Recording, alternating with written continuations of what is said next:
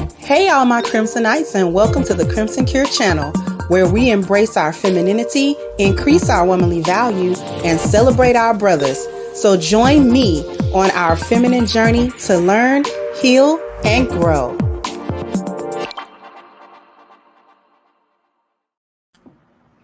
Hey there, my Crimsonites, and welcome to the Crimson Cure channel. I'm your hostess, femininity coach, and author of the Crimson Cure, and this is my perspective. So we got an example here of how women are actually the ones that teach girls how to be hoes, okay? Now, this, I'm just going to let you hear it, and then we'll comment.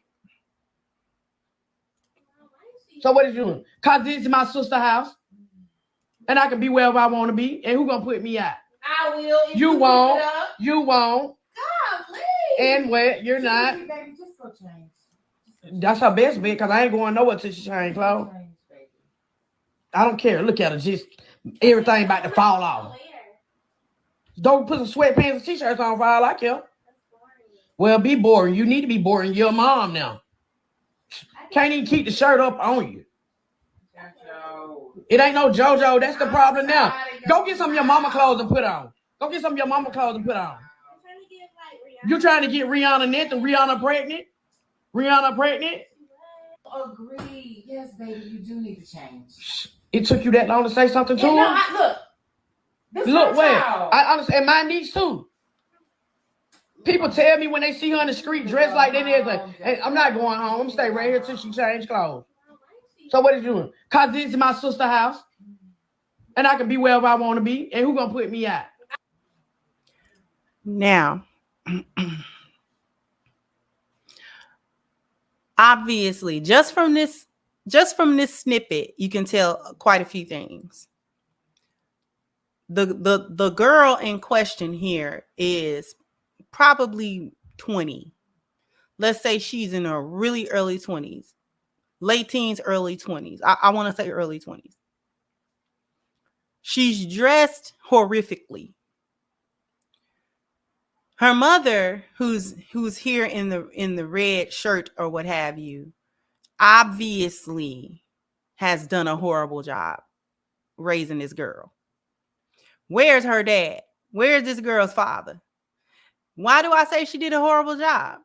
Because not only is she standing there with her breast about to fall out of this too small top that she got on, but she said, the auntie said, you're a mom. So this girl probably got pregnant in her teens, had a baby all under her mama's watch in her mama's house. And we can hear how weak her mother is. Yeah, you do need to go change. Where was this energy when she was out getting pregnant? Where's her father? Right? To try to instill something in the girl to perhaps maybe prevent all of this. Perhaps her father may have been able to prevent something like this. But you are a young adult in your mama's house with a baby. You ain't learned lesson number 1 about having the baby. You trying to be back outside to get pregnant again. So you can have 2, 3, 4 babies while still being a bum in your mama's house. Because at that point, it's bum activity. Bum activity. You living and leeching off your mama because she too weak and silly to have taught you any better than what she taught you. So you doing whatever. At this point, you don't have no system, order, and structure. Nothing to keep you in line. Nothing to keep you accountable. Nothing. You in and out, back in and out of the street so you could get pregnant again. Not even worried about raising the child that you stupidly had.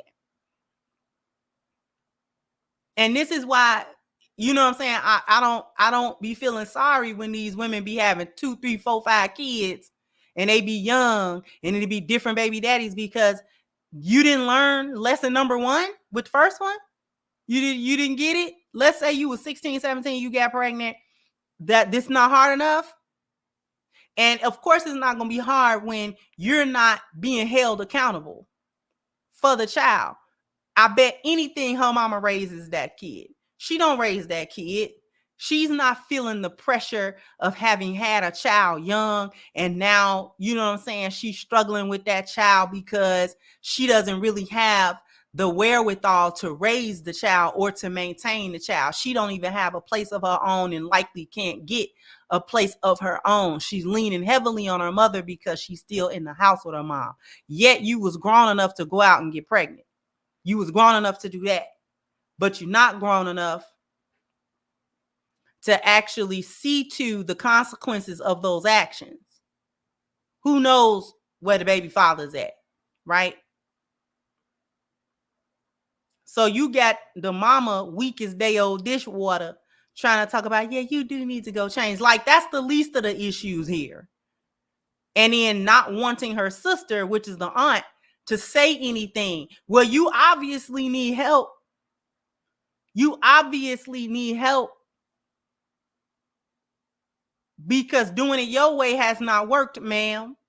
Maybe somebody else needs to have another say, because you're handling it. You're handling this from a weak standpoint. That girl, without your sister there to back you up, that girl would have completely ignored you. You may not have even said anything. It's the fact that your sister said something and probably kept saying something like you're not gonna talk to her, which shames you into, well, yeah, you probably should go change. Like, what is you doing?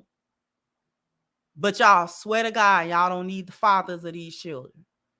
And then they get to this point and then you don't know what to do. You don't know how to handle it. You don't know how to handle the challenges of raising children, because children gonna try you. Even in the best circumstances, kids gonna try you. They're gonna try to push the boundaries. They're gonna try to rebel. So even under the best circumstances, some children are just going to be rebellious. You definitely need help. Raising children is not for the weak.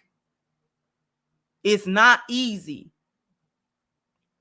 because you have to go through all of the phases of their life with them, all the phases of development with them.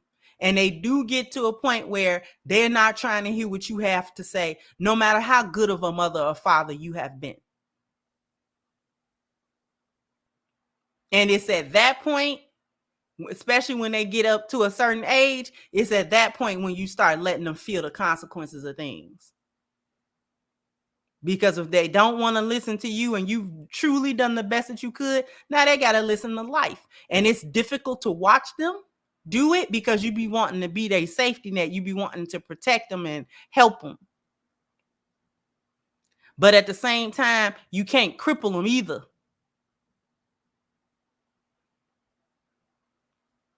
Sometimes the help that they need is to have to face the consequence without you.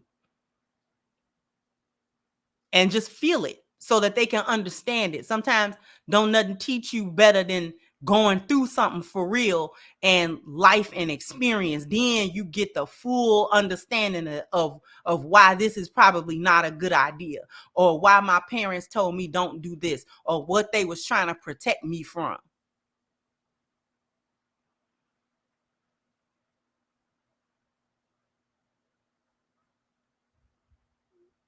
But this one was not protected from her own decision making, because her mother probably don't make good decisions either. So, she learned from the best over here. And because her mother is likely being her complete safety net, she's not even feeling the consequence of the bad decision in the first place, to make her completely reconsider all of the things that she was doing that led up to the first child. There are girls who do that and they do not repeat it. They do not repeat it. Likely because they had to feel the consequence immediate. Like, oh, this is not easy at all. This is not what I thought this was going to be at all. And as a parent, you have to, prepare yourself for the time period where your kid is not going to like you. And you can't worry about it. You can't, as a parent, you can't worry about whether they like you or not. You really can't. That's why old school parents would tell their kids, I'm not here to be your friend. Because I'm not. I'm not here to worry about whether you like me. You ain't got to like me, but you do got to respect me. And you do have to follow the rules of my household. That's what you got to do. That's what you got to do. And you can do that with your mouth long. I don't care. And the day that you feel like you fed up with me and my rules and regulations and you can't do it no more, well, that must be the day that you grown. And that must be the day that you can figure it out on your own. Because what you're not going to do is have to rely on me for your very life and sustenance and disrespect me at the same time. Like, you're not going to do that.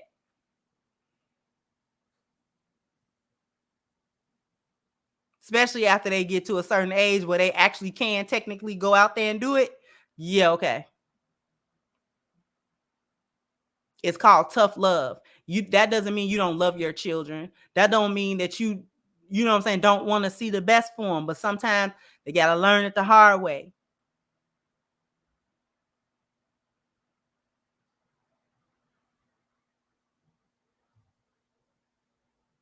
And it's the women that teach the girls how to do this. She learned all of this from her mama. The most important parts of this, the keys to being a 304, got that from her mom. Jump down in the comment section. Let me know what you think. Like, share, subscribe to the channel if you have not. Once again, I'm your hostess, The Crimson Cure, and this was my perspective. Bye-bye, Crimsonites.